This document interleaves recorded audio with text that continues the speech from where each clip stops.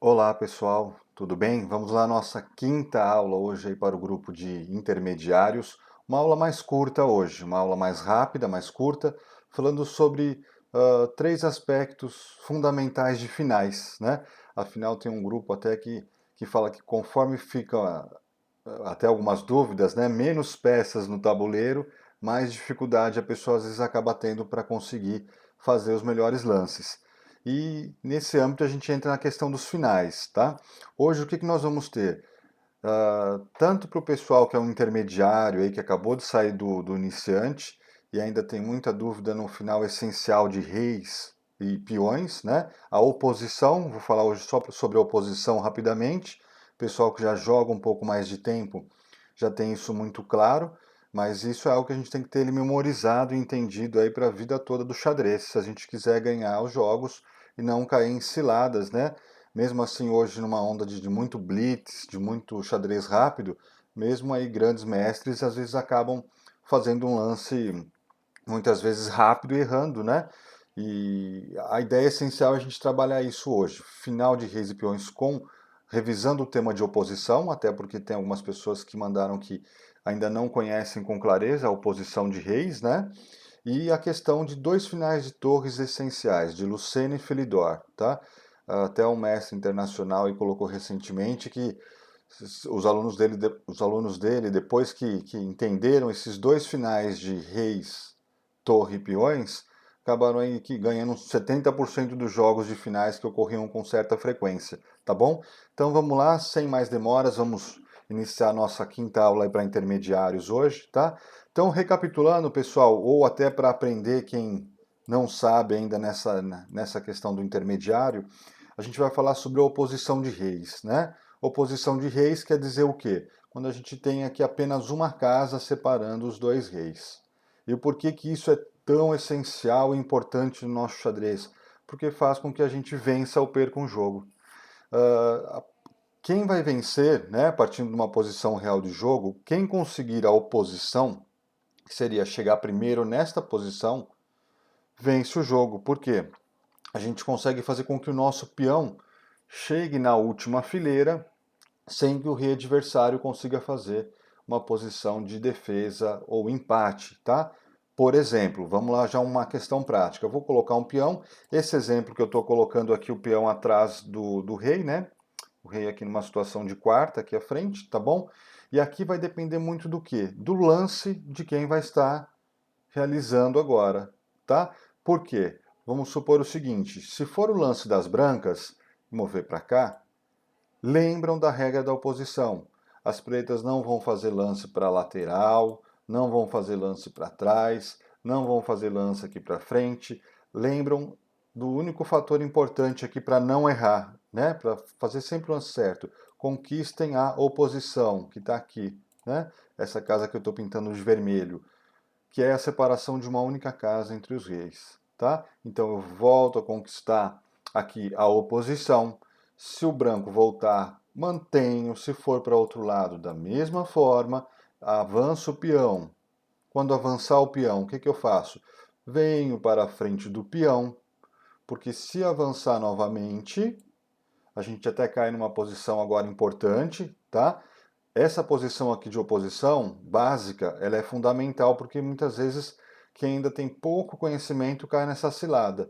Esse rei aqui, quando a gente está nessa situação específica, volta ele para trás aqui do peão, tá? Por quê? Pensa junto aqui comigo. Se você mover para cá, no próximo lance, quem vai conquistar a oposição? As brancas. Então eu vou fazer essa simulação, olha. Se eu venho aqui para essa posição do C7, no próximo lance quem conquista a oposição são as brancas, chegam primeiro e elas vencem o jogo, tá? Então sempre que a gente estiver nessa posição aqui, ou com o rei aqui atrás do peão também, tá? A gente move para trás, pensa nessa associação. Se eu mover aqui, o rei dele chega a uma casa, então eu movo para trás, por quê? Se agora o rei fizer o caminho lateral aqui do peão, eu volto a conquistar aqui a oposição, tá? E aí não tem mais como as brancas ganharem, uma vez que a gente mantenha sempre a oposição, tá? Então aqui a gente avança, o rei volta aqui à frente do peão, né? O único caminho é manter o rei aqui, porque qualquer outra casa de saída a gente come o peão branco. Novamente, vou para onde agora, né, pessoal? Vou para a diagonal? Vou para cá? Vou para cá, que são as duas casas possíveis, ou para trás, né? Lembrando aquilo que a gente falou, se a gente sair para uma das laterais, o rei branco também sai e ganha a oposição e como consequência o jogo. Então vamos testar. E se a gente sair para trás? Opa, aqui se o rei sair para qualquer uma das colunas também, a gente volta a fazer a oposição. E aí, se ele avançar, a gente consegue manter aqui o rei na última fileira.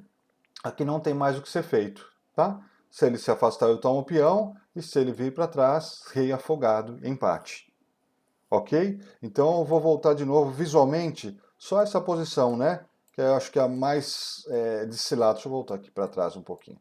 A mais descilada, talvez, que aconteça, de acabar jogando rápido muitas vezes, não prestar atenção na oposição, tá? Numa situação dessa daqui agora, né? O lance é das pretas, por exemplo. Qual o lance ideal, então? O rei, no caso, o rei branco está atrás do peão dele, né? Vou sair para uma das laterais, vou sair para trás, que são as três casas possíveis aqui de serem jogadas, né? Então lembram disso. Aqui nessa posição, se a vez é das pretas, as pretas recuam aqui para trás do peão, tá? Então, ó, recuei para trás. Por quê? É fácil da gente pensar e ter um visual muito rápido, né? Um setup muito rápido que a gente quer. Para onde o rei branco se mover na lateral agora, sou eu que conquisto aquela tão sonhada oposição eu venço. Tá bom? Isso que é importante a gente saber e reconhecer, né? Agora vamos supor que o lance é das brancas, né? Branca resolve mover o rei aqui para E3. Então agora, se as pretas moverem para cá, vou fazer esse lance. Eu conquisto a oposição. Aqui as brancas estão ganhando porque a gente consegue empurrar esse peão até lá na frente. Tá bom? Agora, se as pretas, vou voltar aqui, estava aqui, né? Se as pretas mantiverem o jogo aqui, eu vou avançar e aí as pretas passam a conquistar a oposição. Então, essa regrinha é muito fundamental da gente entender, principalmente nessa posição básica, né? Não vou entrar hoje numa aula com mais peões, é só para relembrar ou talvez até para quem não saiba, né? E acaba perdendo finais aí que são os mais comuns quando sobra um peãozinho só no jogo e os reis. A regra da oposição é fundamental. Quem chegar nela primeiro vence o jogo, tá bom? Outra situação de regra simples aqui de rei e peões, né? Vou colocar agora aqui, olha, essa montagem aqui, uma montagem qualquer com um peão de torre, seja aqui na A, na H ou na A, né? Na coluna A ou H.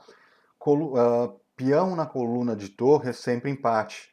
Não existe como a gente progredir e premiar, tá? Então aqui, independente do que eu fizer, vou ter que avançar o peão uma hora ou outra, né?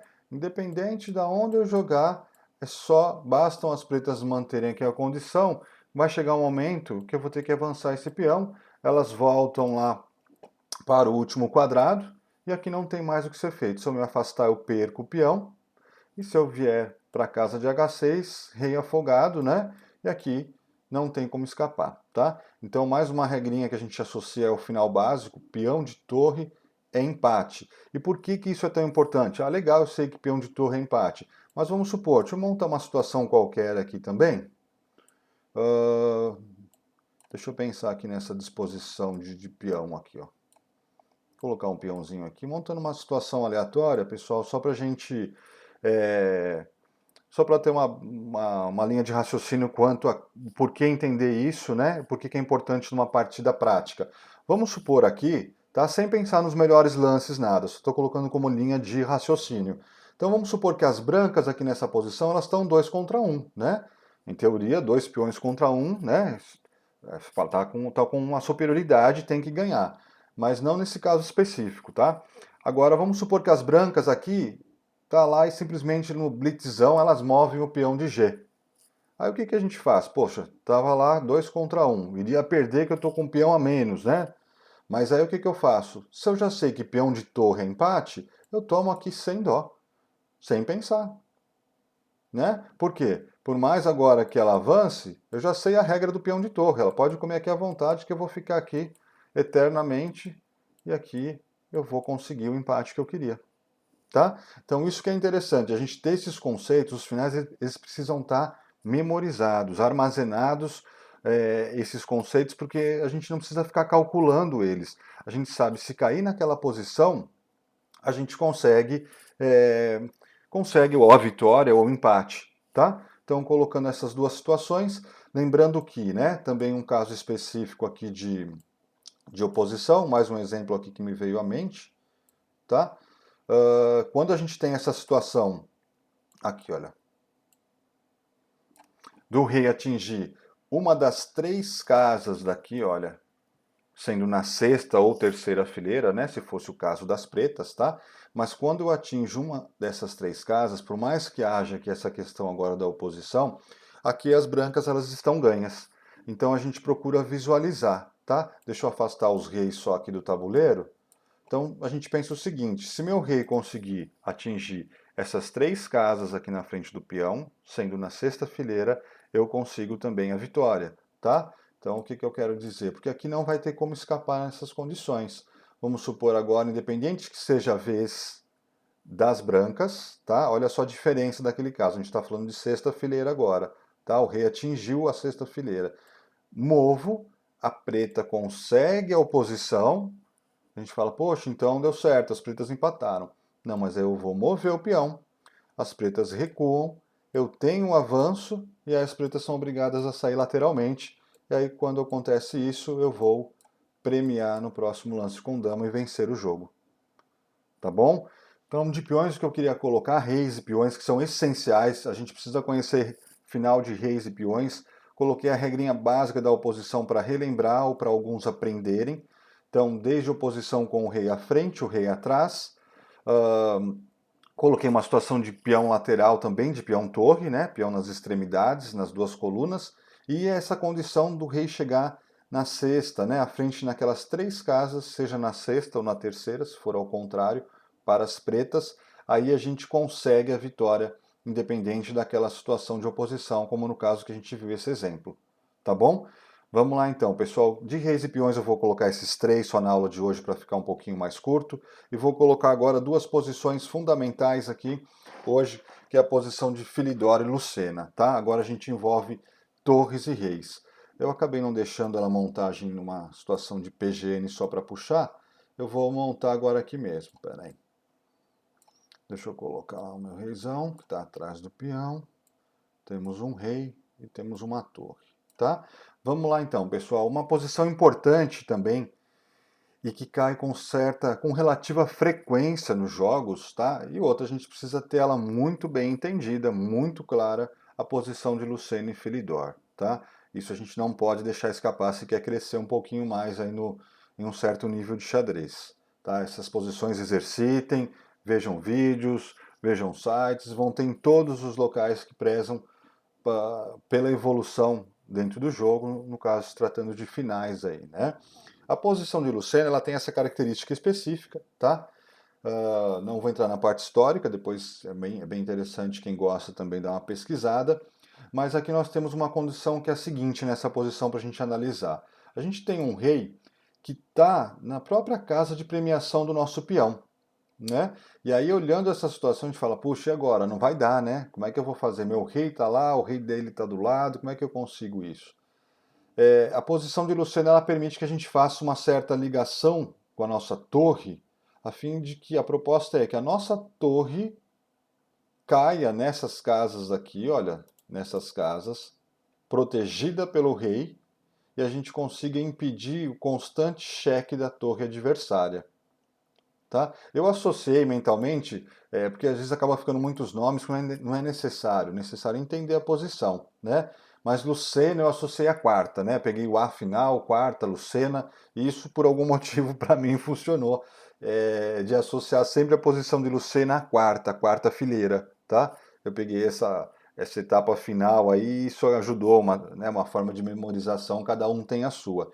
Tá? O que eu quero dizer com isso? Que a partir dessa posição com o rei na frente do peão, a gente tem que chegar com a nossa torre na quarta fileira, que seria essa condição aqui que eu falei. Chegarmos com a nossa torre aqui devidamente preparada para evitar os cheques da torre adversária, tá bom? Como que a gente, então, vou direto à resolução também, tá? Tá sendo uma aula mais rápida, não vou colocar uma série de lances alternativos, isso fica para cada um poder estudar também, ou mandar depois as dúvidas lá para mim de lances alternativos, se acha que algum escapa dessa situação, tá bom? Mas eu vou direto à resolução, então fica até mais fácil para estudar. Mas qualquer situação que fugisse, iriam cair na mesma situação aí da posição de Lucena. A posição de Lucena é a seguinte, então, como que a gente começa a resolver ela para vencer? No caso com as brancas, estando com o rei lá na frente. Eu dou um cheque primeiro, que a intenção é o que? A gente provocar o afastamento do rei adversário do nosso peão, tá? Por quê? Olha, porque se o rei aproximar aqui, aí eu venho com o meu rei aqui para a casa do lado e vou premiar na próxima, né? Aí acabou. Por mais que a torre deu cheque lá na última fileira, eu consigo a dama, se quiser trocar, pode trocar à vontade, é rei, torre contra rei, acabou o jogo, né? Espero que isso todos tenham claro, tá? Então a ideia, quando eu dei o cheque aqui, a ideia é esse rei se afastar para a coluna mais ainda lateral aqui em relação à distância do peão, tá bom? Já vimos que se ele aproximar para outra, eu venço, né? Em mais 2 lances só, tá? Então a ideia, uma vez que ele tenha se afastado, agora é o que eu falei, associa a Lucena à quarta, que foi para mim que ajudou, né? Ou usa alguma técnica de memorização que você queira. A nossa torre vem para a quarta fileira. Tô aqui, ó. Tô na quarta. Tá bom? Então, a partir de agora, vamos supor que as pretas façam determinados lances, né? Agora sim, aqui a gente tem uma série de variantes, tá? Se ela der o cheque lateral, eu volto o rei e depois eu premio. Então vamos supor que ela resolva se manter nessa condição aqui, agora para atacar o peão, tá? O que que eu faço? Agora a gente consegue vencer essa partida, apesar dessa posição, a princípio você fala, nossa, o rei tá lá embaixo, na última fileira eu consigo? Sim, fazendo a manobra agora de Lucena, onde eu venho com o rei, a preta continua com o cheque, eu venho lateral, ela dá o cheque, aqui cuidado, vai dar o cheque, não vai vir com o rei para cima que você perde o peão, né? Não vem com o rei para cá porque as pretas capturam o peão e empatam o jogo, né? Então não é a saída lateral. Eu ainda venho mais uma para o lado, porque eu estou protegendo lá o meu peão, tá vendo? E aí elas continuam, cheque, mas agora eu consigo fazer essa movimentação, olha, eu venho para uma casa à frente, agora eu posso. Porque no próximo cheque, olha aqui que bonita a minha torre, olha. Ela consegue proteger agora o meu rei, como consequência lá o peão, né? Então agora, eventualmente, se as pretas trocarem, eu premio, eu troco e venço o jogo, né? E se elas não trocarem, deixa eu voltar aqui as torres, se elas não trocarem, não tem o que fazer, né? Qualquer lance lateral, qualquer lance de fuga, tentando não perder a torre, fica pior ainda, porque eu premio com dama lá. Certo? Então espero que tenha ficado claro. Deixa eu só remontar aqui. Voltem lá à posição de Lucena, se tiverem dúvida, tá? Lembram da condição inicial que a gente falou? A partir dessa posição, nossa torre, se vier para a quarta, a gente consegue tá vencendo o jogo nessa manobra, tá bom? E a de Filidor agora, Filidor ou Filidor, acho que Filidor é o mais correto. Vamos fazer agora a execução dela. Deixa eu montar aqui a última posição de final, super, super fundamental. E vamos lá, deixa eu montar aqui a posiçãozinha. Vamos lá, uma torre. Vou montar aqui as 2 torres. Peãozão e rei.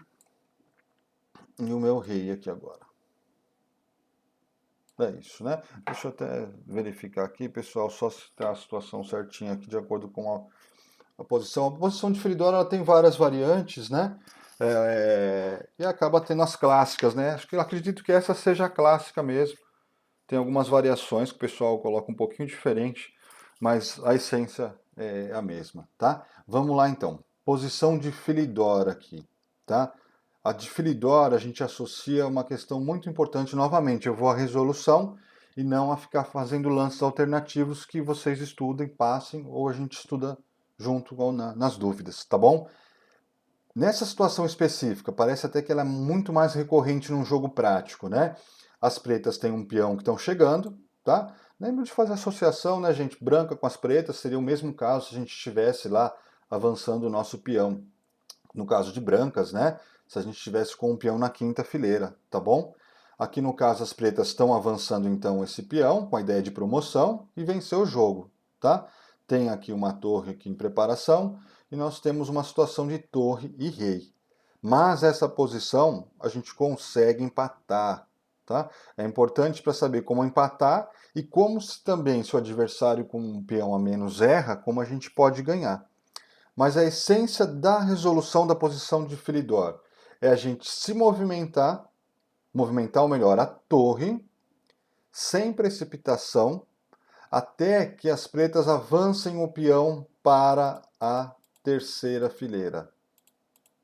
Aí sim, a gente espera bem, ó, pintela de vermelho para associar bem. Quando as pretas avançam para a terceira fileira, aí nós vamos com a torre lá para o fundo, para a última. E esse é o tema da resolução. Porque quando o peão tiver avançado na terceira e a gente estiver com a torre na última, a gente consegue dar cheque eternamente no rei e aí a gente consegue a situação de empate. Tá bom? Vamos lá, uma resolução prática então? Espero que tenham entendido. E a gente tem que aguardar o peão chegar nessa fileira, que é a terceira, para então só depois avançar. Se a gente chegar lá antes, a gente perde, tá? No caso, se a gente já for agora mover a torre lá para a última fileira, deixa eu colocar a seta. Esse rei, ou melhor, a gente consegue permitir com que haja o avanço aqui do rei, né? Para casa aqui de F3, e aí nos cheques de fundo esse rei consegue ainda vir para frente do peão. E aí essa ideia vai toda por água abaixo, as pretas vencem, tá bom? Então nessa situação eu faço isso, torre A3, e aguardo, tá? Se fizer outros movimentos eu fico aqui, né? Se a torre ficar dançando aqui, eu fico dançando na terceira fileira também, tá bom? Só tenho que tomar cuidado para isso, né? Não, por exemplo, fazer um lance aqui, volto a torre, eu tomo aqui o cheque com a torre adversária e ele captura a minha torre, aí não, né? Mas a ideia é jogar a nossa torre na terceira aqui, guardando a posição.